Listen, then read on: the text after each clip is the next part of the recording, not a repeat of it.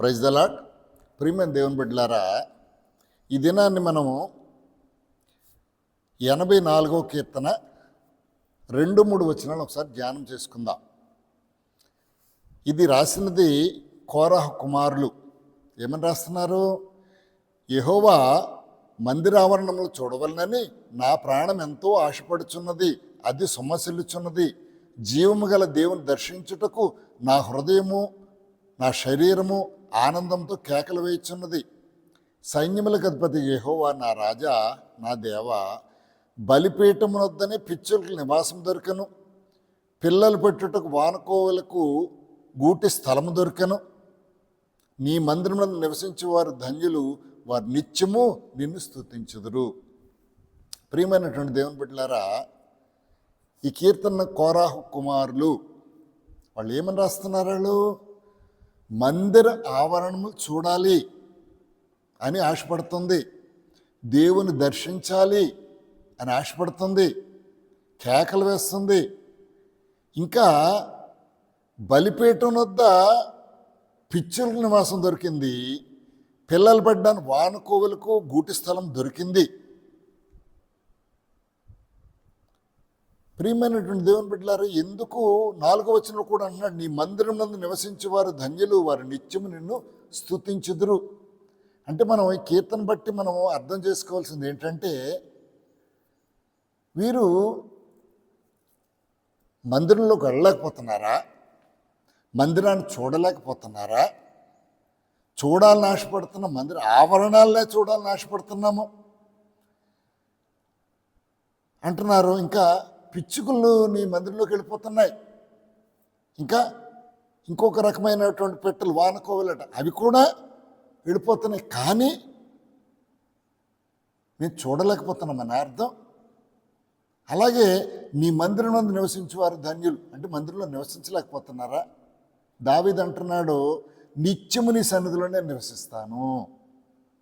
అంటే ఇక్కడ మనం చూసింది ఏంటంటే, ఈ కోరాహు కుమారులు మందిరాన్ని ఆవరణ చూడలేకపోతున్నారు, లేదా మందిరంలోకి వెళ్ళలేకపోతున్నారు, మందిరంలో నివసించలేకపోతున్నారు. పిచ్చుకుల్ని వానుకోవల్ని చూసి వీళ్ళకి ఏమొస్తుందట? ఈర్ష్య కలుగుతుందట. ఇక్కడ మనం ఇది ఆలోచించినట్లయితే కోరాహుని మనం జ్ఞాపకం చేసుకోవాలి, వారి కుమారులని రాసున్నది. మనం చూసినట్లయితే, మనము చరిత్రలో కనుక వెళ్ళినట్లయితే, ఐగుప్తు దేశం నుంచి కనాను దేశానికి 6 లక్షల మంది కాల్బలం నడుస్తూ ఉన్నారు. మోషే తీసుకెళ్తూ ఉన్నాడు. వాళ్ళందరినీ చక్కగా వాళ్ళ ఆకలి అవుతుందంటే దేవునికి మొరపెట్టినప్పుడు మన్నాన్ని కురిపించాడు. చేదైనటువంటి ఆహారం అంటే, చేదైనటువంటి నీళ్లు అంటే దాన్ని మధురంగా మార్చాడు. అలాగే ఫరో సైన్యం వెనకాలకి తరుముకొస్తుంది.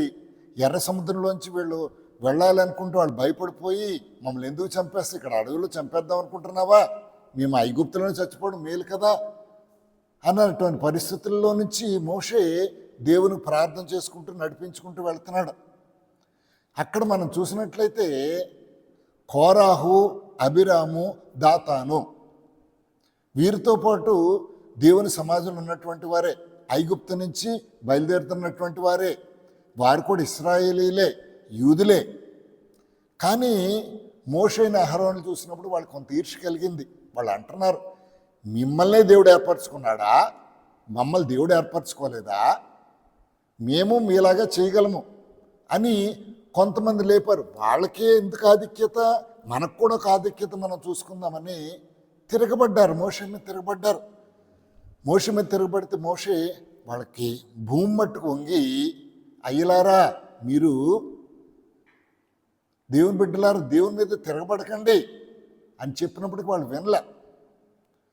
దేవుని కోపం వచ్చేసింది.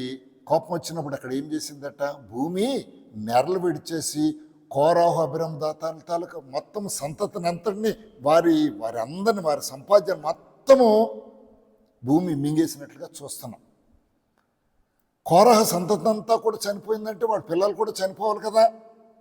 కానీ మన తర్వాత అధ్యాయాలు చూసినట్లయితే కోరాహు కుమారులు బ్రతికి ఉన్నారు. అంటే బైబిల్ ఇంకో మాట ఉంది, ఎవరి పాపానికి వారి అర్హులు. వారి పాపం పిల్లల మీదకి రాదు. కొన్ని చోట్ల వారి పాపము పిల్లల మీదకి వస్తుందని రాశాడు, కానీ కొన్ని చోట్ల వారి పాపం పిల్లల మీదకి రాదు. బహుశా పిల్లలు వాళ్ళతో ఏకీపించలేదేమో. ఇదంతా జరుగుతుంటే మోషే మీద తిరుగుబాటు చేస్తుండే, అయ్యో మా తండ్రులు ఎందుకు ఇలాగా తిరుగుబాటు చేస్తున్నారు అని పక్కకు ఉండిపోయారేమో. అందుచేత వారిని భూమి నెరలు విడిచి మింగేలేదట, అలా బ్రతికారు. తర్వాత కాలంలో చూస్తే కోరాహు పిల్లలంటే కోరాహు కుమారులేమోనో లేకపోతే వారి తాలూకు సంతతిలో ఉన్నటువంటి పిల్లలేమో మనకు తెలియదు, కానీ అక్కడ మోషే ఒక మందసాన్ని తయారు చేశాడు దేవుడు చెప్పినట్లుగా. ఆ మందసాన్ని తయారు చేసి ఒక గుడారం వేయించాడు. ఆ గుడారంలో మందసాన్ని పెట్టాడు, సన్నిధి రొట్టెలు పెట్టాడు, పరిశుద్ధమైనటువంటి దేవుని పలకలు పెట్టాడు, ప్రదీపాన్ని వెలిగించాడు. ఇవన్నీ చేసి కొన్ని దేవుడు చెప్పినట్టు కొన్ని స్థలాలను ఏర్పాటు చేశాడు. ఆ మందసం ఉండే స్థలాన్ని ఏమన్నాడు? అతి పరిశుద్ధ స్థలము. రెండవది దానికి తర్వాత ఉన్నటువంటిది ఏంటంటే పరిశుద్ధ స్థలము. దాని తర్వాత ఉన్నటువంటిది ఆవరణము. అతి పరిశుద్ధ స్థలంలో ఏముంటుంది? ఓన్లీ దేవుని మందసం ఉంటుంది. పరిశుద్ధ స్థలంలో ఎవరు ఉంటారు? యాజకులు ఉంటారు. మరి ఆవరణలో ఎవరు ఉంటారు? ప్రజలందరూ ఆవరణలో ఉంటారు. ఆవరణలోనే బలులు అర్పించడం కానీ ఇవన్నీ జరుగుతుండయి. ఈ యాజకుడు పరిశుద్ధ స్థలంలో ఉండి దేవునికి జరిగించవలసిన కార్యాలన్నీ జరిగిస్తుండేవాడు. ఆవరణములలో గాయక బృందాలు, కాపరులు, ద్వారపాలకులు వీళ్ళందరూ ఉండేవారు. లోపలికి చూడడానికి కూడా వాళ్ళకి అర్హత ఉండేది కాదు. ఈ యాజకుడు సంవత్సరానికి ఒక్కమారు మాత్రమే దేవుని సన్నిధిలోకి వెళ్ళి ఇది అతి పరిశుద్ధ స్థలంలోకి వెళ్ళి బలులు అర్పించేవాడట. దీన్ని బట్టి చూస్తే మనకేం తెలుస్తుంది? ఇప్పుడు మన దావీదు కాలంలో చూస్తున్నా గాయకుల బృందాన్ని ఏర్పాటు చేశాడు, తాళాలు వాయించేవారిని చేశాడు, గాయకుల్ని, సితార్లు వాయించేవాళ్ళని, యాజకుల్ని, మోసేవాళ్ళని, ఏది మందసాన్ని మోసేవాళ్ళని, ఇవన్నీ పరిశుద్ధ అలంకారాలు చేసేవాళ్ళని, వీళ్ళందరూ వేరుగా చేశాడు. నేను అనుకుంటున్నాను కీర్తన బట్టి చూసింది ఏంటంటే ఈ కోరాహు కుమారులు బహుశా ద్వారపాలకులుగా ఉండిపోయారేమో. అందుచేతనే ఇక్కడ అంటున్నారు మందిర ఆవరణ చూడాలని ఆశపడుతున్నాను నేను. జీవం గల దేవుని దర్శించడానికి బహుశా వీళ్ళకి అలాంటి అవకాశం లేదనుకుంటాను. ప్రియమైన దేవుని బిడ్డలారా, ఆ రోజునంత ఖచ్చితంగా ఉన్నప్పుడు ఎవరు ఏ పనులు చేయాలో మనకు లేవీ కాండంలో చాలా జాగ్రత్తగా నిర్గమ కాండము, లేవీ కాండము, సంఖ్యాకాండము, ద్వితీయోపదేశ కాండము, ఇవన్నిట్లో కూడా మందిరం పనులు ఎవరు చేయాలి, ఎవరు మోయాలి, ఎవరు చేయాలి, ఇవన్నీ తెలియక ఒకసారి దావీదు గిబియోన్లో ఉన్నటువంటి దేవుని మందసాన్ని తీసుకురావడానికి మహా ఆర్భాటంతో వెళ్ళాడట, మేళతాళాలతో వెళ్ళాడట. వెళ్ళి దేవుడు కదా కొత్త బండి నోటి తయారు చేయించాడు. దాన్ని చూడడానికి ఒక ఇద్దరు దైవజనులు పెట్టాడు. ఆ బండి మీద ఎక్కించాడు. ఆ మందసాన్ని ఎక్కించి తోలుకుని వస్తున్నారు. మధ్యలో ఎడ్లు కదా, రాళ్ళు గట్ట బండి తగిలి ఉండొచ్చు. ఓ పక్కకి మందసం ఒరిగిందట.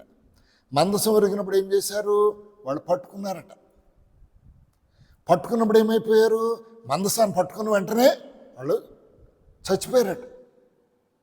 మనకు తెలుసు అక్కడ దావీదు భయపడు, వామ్మో దైవజనులు ముట్టుకుంటేనే చచ్చిపోయాడు, ఇలాంటిది నా దేశంలో ఎందుకు ఉంటుంది అని ఓబేదేదేమని ఒక 70 మంది పిల్లలు ఉన్నారు, అతని ఇంట్లో పెట్టేసినట్టుగా మనకు తెలుసు. అది పెట్టిన తర్వాత వాళ్ళు భయపడుతూ దేవుని స్తుతించారు. తర్వాత దాన్ని ముట్టుకోలేదు. వారు ఆ రాజ్యంలో గొప్పగా వర్ధిల్లడం మళ్ళీ దావీదు చూశాడట. అబ్బో, ఓబేదేదేం ఇంట్లోని 3 నెలలు ఉంటేనే ఇంత గొప్పగా వర్ధిల్లారు, నా రాజ్యానికి ఎందుకు తీసుకురాకూడదు అని వెళ్ళి మళ్ళీ మందసాన్ని మేళతాళాలతో తీసుకొచ్చినట్టు చూస్తున్నాం. కానీ రెండోసారి చూస్తే ఎద్దుల బండి పెట్టలేదు. ఏం పెట్టాడట? మోసేవారిని పెట్టాడట. 2 యాజకులు మోసుకుంటూ రావాలి. ఇక్కడ మనం చూసినట్లయితే దేవుని కట్టడలు చాలా ఉన్నాయి. దానిని మోయేవారు మాత్రమే మోయాలి. దాన్ని మందసానికి చేయవలసినటువంటి పనులు చేసేవాళ్ళు మాత్రమే చేయాలి. గాయకులు మాత్రమే పాడాలి. ద్వారపాలకులు మాత్రమే ద్వారకాపలా ఉండాలి. ఇవన్నీ చేయడానికి వీల్లేదు. అలాంటి పరిస్థితుల్లో దావీదు తీసుకుని వచ్చాడు. ఆ మేళతాళాలతో వచ్చాడు. యాజకులు మోస్తూ ఉండగా తీసుకొచ్చాడు. దేవుని వాళ్ళ రాజ్యంలో పెట్టుకున్నాడు. ఇంకొకసారి మనం చూస్తే ఒక రాజు యాజకులు అర్పించవలసిన ధూపార్తిని ఒకసారి కోపంతో మీరందరూ తప్పుకోండి నేనే వేస్తానని ధూపార్తిని వేసేసాడట. యాజకులు ఎంత వారించినా కూడా ఒప్పుకోకుండా బలవంతంగా ధూపార్తిని ఇచ్చాడు. వెంటనే ఏమైందట, నొసటి మీద కుష్ఠరోగం వచ్చేసింది. వెంటనే వాళ్ళందరూ గబగబా బయటకు తోసేసి ఊరవతలు ఉన్నటువంటి కుష్ఠరోగుల కాలనీలు పట్టేశారు. ఈ మాటలన్నీ ఎందుకు చెప్తున్నానంటే, ఈ కోరాహు పిల్లలు రాసినటువంటి కీర్తన బట్టి నా హృదయంలో వచ్చినటువంటి ఆలోచన బట్టి నేను చెప్తూ ఉన్నాను. యెహోవా మందిరావరణను చూడవలన నా హృదయం ఎంతో ఆశపడుతుంది. జీవం గల దేవుని దర్శించడానికి నా హృదయం శరీరం ఆనందంతో కేకలు వేస్తుంది. పిచ్చుకలకు దొరికింది, వానకోవులకు స్థలం దొరికింది, మాకెందుకు ఈ అవకాశం లేదు? ఏమో మీ తల్లిదండ్రులు చేసినటువంటి పాపం వలన మీరు మందిరంలోకి రాలేకపోతున్నారేమో, భయపడిపోతున్నారేమో. ఇక రెండవదిగా మిమ్మల్ని ద్వారపాలకులుగానో వేరే విధంగానో అక్కడ ఉన్నటువంటి మోషే కానీ దైవజనులు కానీ మిమ్మల్ని సెలెక్ట్ చేశారేమో. అందుచేత మీరు దేవుని చూడాలని ఆశపడుతున్నారు వీళ్ళు, కానీ చూడలేకపోతున్నారు, అవకాశం దొరకట్లేదు. కానీ ప్రియమైన దేవుని బిడ్డలారా, ఈ రోజున మందిరంలో కూడా, సొలొమోను కట్టిన మందిరంలో కూడా పరిశుద్ధ స్థలము, అతి పరిశుద్ధ స్థలము, పరిశుద్ధ స్థలము, ఆవరణ ఇవన్నీ ఉండి ఇవి ఎవరు చేయవలసిన పనులను దావీదు మనం చూసినట్లయితే మొదటి దినవృత్తాంత గ్రంథాలు ఇవన్నీ చాలా చక్కగా రాశాడు. ఎవరెవరు ఏం పనులు చేయాలో అవన్నీ రాయించాడు. ఆ ప్రకారమే వీళ్ళు చేసేవారు. ఒకవేళ వాళ్ళకు అప్పగించిన పని చేస్తే ఏమవుతుందట, ప్రాణాలు కోల్పోతారు. కానీ మన హృదయంలో ఒక ఆశ ఉంటుంది కదా, వీళ్ళకు కూడా ఎలా ఉందట, హృదయంలో ఒక ఆశ ఉందట. ఈ రోజున ప్రభు అయిన యేసుక్రీస్తు ఈ లోకంలోకి వచ్చిన తర్వాత, సువార్త చెప్పిన తర్వాత, ఆయన కలువరి శిలువలో మరణించినప్పుడు ఆ తెర ఉంటుంది. అతి పరిశుద్ధ స్థలానికి ఒక తెర మాత్రమే ఉంటుంది. ఆ తెర ఏమైపోయిందట, చిరిగిపోయింది. అక్కడి నుంచి ఏమైపోయింది, అతి పరిశుద్ధ స్థలంలోకి ఎవరు వెళ్ళిపోయారు? ఇప్పుడు దైవజనుడు వెళ్ళిపోయాడు. ఎక్కడ ఉండవలసినటువంటి వాడు అతి పరిశుద్ధ స్థలంలోకి వెళ్ళిపోయాడు. పరిశుద్ధ స్థలంలో ఉన్నటువంటి దైవజనుడు అతి పరిశుద్ధ స్థలంలోకి వెళ్ళిపోయాడు. మరి పరిశుద్ధ స్థలంలో ఎవరున్నారు? ఇప్పుడు మనుషులు ఎక్కడ ఉండాలట, బలులు ఇవ్వడం ఎక్కడ ఉండాలట, ఆవరణము, పరిశుద్ధ స్థలం ఆవలం ఉన్నది. ఆవలం ఉన్నటువంటి వారు ఏమైపోయారు? ఇప్పుడు పరిశుద్ధ స్థలంలోనికి వచ్చేసారు.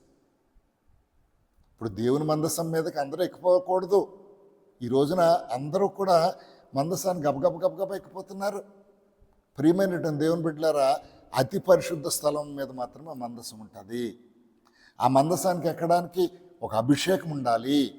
అభిషేకం లేకుండా మందసానికి ఎక్కడానికి వీల్లేదు. కానీ ఈ రోజున అన్నీ కొట్టివేశాడు. ప్రభు నిన్ను పిలిస్తే, నువ్వు యాజకుడిగా మారితే నువ్వు కూడా పరిశుద్ధ స్థలంలోనికి, అతి పరిశుద్ధ స్థలంలోనికి వెళ్ళొచ్చు. అక్కడ నిలబడి చెప్పచ్చు. ఈరోజు మనం చూస్తుంటే అనేక మంది చూస్తున్నాం. ఏంటట, దేవుని సన్నిధి అని చెప్పి ప్రసంగాలు ఇస్తూ షూస్ వేసుకుని వెళ్ళిపోతున్నారు.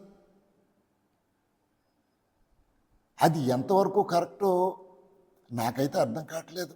ఎందుకంటే మోషే అడవిలో కొండల మీద ఉన్నప్పుడు దేవుడు ముళ్ళపొద కాలిపోతుంది, ఏం కాలిపోతుందో చూడడానికి వెళితే అక్కడ దేవుడు మాట్లాడుతున్నాడు, మోషే ఇది పరిశుద్ధ స్థలము, నీ చెప్పులు విడిచిరా. మరి ఈ రోజున చెప్పులు వేసుకుంటున్నట్టు దైవజనులకు అది ఎందుకు అర్థం కావట్లేదు? నాకైతే అర్థం కావట్లేదు. ఎందుకంటే తీర్పులు ప్రతి వారికి రకరకాలైనటువంటి తీర్పులు ఉంటాయి. అది నేను ఎవరిని తప్పు పట్టడం లేదు, కానీ దేవుని పరిశుద్ధ గ్రంథంలో ఉన్న మాటలు మాత్రమే చెప్తున్నాను. ఎందుకంటే వీళ్ళు వెళ్ళిపోవచ్చు, వీళ్ళు కూడా వెళ్ళిపోవచ్చు. ఎవరు? కోరా కుమారులు శుభ్రంగా దేవుని ఆవరణ చూడడానికి వెళ్ళిపోవచ్చు లోపలికి, లేదా పరిశుద్ధ స్థలం చూడడానికి వెళ్ళిపోవచ్చు. కోవిళ్ళు వెళ్ళిపోతున్నాయి, వానకోవిళ్ళు వెళ్ళిపోతున్నాయి, పిచ్చుకలు వెళ్ళిపోతున్నాయి, నేను కూడా వెళ్ళిపోవచ్చు. కానీ ఆ రోజునటువంటి కట్టడం బట్టి మందసాన్ని ముట్టుకున్నటువంటి వాడే చనిపోయాడు. మరి ఒకవేళ ఇలాంటి కట్టడలు కనుక మనం మీరితే ఏమైపోతాము?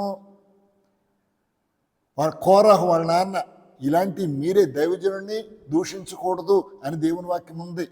దూషించారు, తిరగబడ్డారు, ఏమైపోయారట? దేవుడు కోపం వచ్చిన భూమి నెరలు విడిచి వారందరినీ, కోరాహు సంపాద్యాన్ని అంతటినీ కూడా మింగివేసినట్టు చూస్తున్నారు.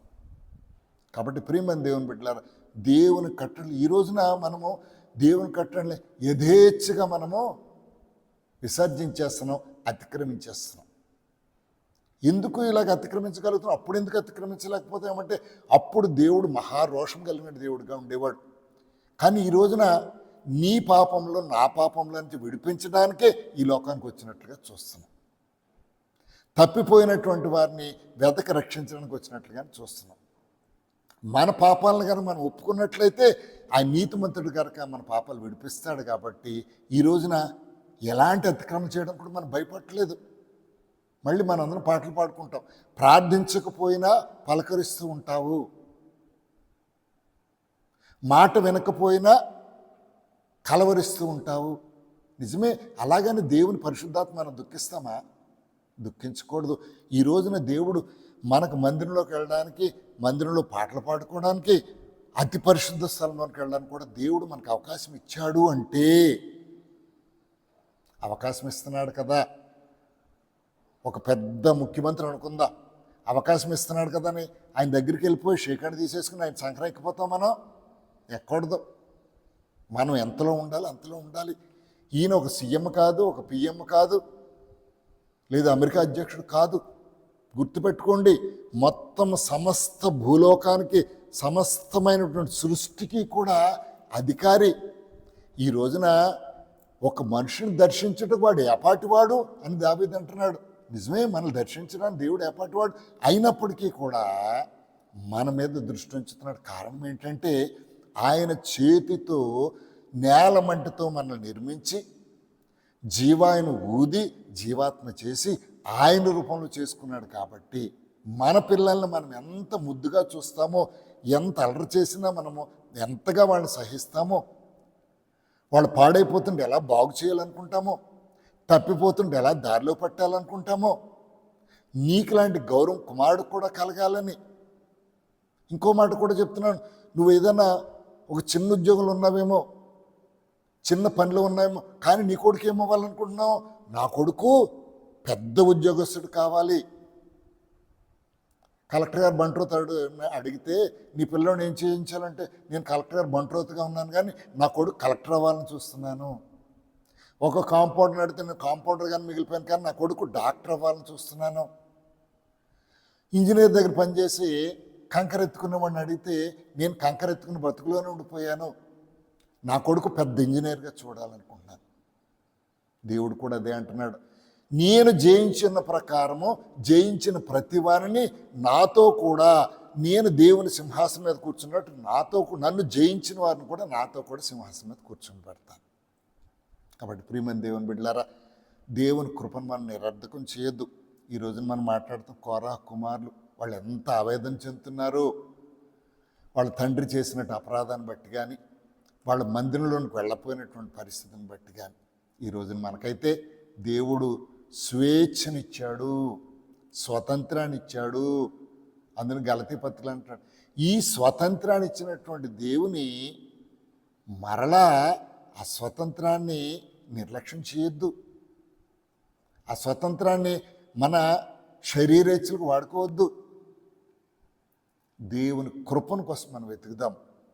ఖచ్చితంగా ఈ రోజున ఆయన నివాసాలు చూడగలుగుతున్నాము, ఆయన ఆవరణలు చూడగలుగుతున్నాము, ఆయన పరిశుద్ధ స్థానంలో వెళ్ళగలుగుతాం. కాబట్టి వాళ్ళకి లేనటువంటి గొప్ప ధన్యత మన జీవితాలకు వచ్చింది. కాబట్టి మనం ధన్యం. అందుకనే అన్నాడు, చూసి నమ్మినటువంటి వారు ధన్యులే, చూడక నమ్మినటువంటి వారు మరి ధన్యులు. ఎవరో చూడలేదు, ఆయన చేతిలో వేలు పెడితే కానీ నేను నమ్మను అని చెప్పినటువంటి శిష్యుడు చూసిన తర్వాత దేవా దేవా అని ఏడ్చాడట. ఈ రోజున మనం చూడకుండా జరిగినటువంటి కాలాన్ని బట్టి, మన పితరులు రాసినటువంటి ఈ బైబిల్ని బట్టి ఆయన మన కోసం రక్తం చిందించినట్టు దేవుడని మనం నమ్ముతున్నాం. కాబట్టి మనం మరి ధన్యులు. కాబట్టి ప్రియమైన దేవుని బిడ్డలారా, ఈ మాటలను జ్ఞాపకం ఉంచుకోండి. దేవుని ఆజ్ఞలు అతిక్రమించుకొని ఆయన త్రోవలో వెళ్ళినట్లయితే నిశ్చయంగా మనము దేవుని సన్నిధిలో ఆనందించే వారంగా ఉంటాం. ఈ మాటలు దేవుడు దీవించును గాక. ఆమేన్. ప్రియమైన దేవుని బిడ్డలారా, ఒక చిన్న ప్రార్థన చేస్తే నాతో పాటు ఏకీవించండి. కృపా కనికరం కలిగినటువంటి మా యేసయ్య, మీ పరిశుద్ధ నామానికి వందనాలు. ఇదిగో కోరా కుమారులు రాసినటువంటి 84వ కీర్తన ధ్యానం చేసాం ఎంతవరకు.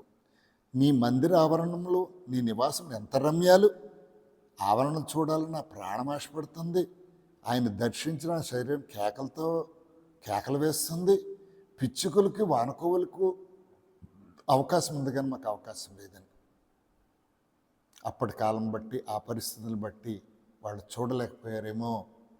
కానీ ఈ దినాన్ని తండ్రి మందిర ఆవరణంలో నిలబడి నిన్ను స్తుతించే గొప్ప ధన్యత మా జీవితాలు దయచేశారు. చూసి నమ్మినటువంటి వారి కంటే చూడక నమ్మినటువంటి వారు ధన్యులని. ప్రభువా, మాకు ఎంత ధన్యత ఇచ్చావు.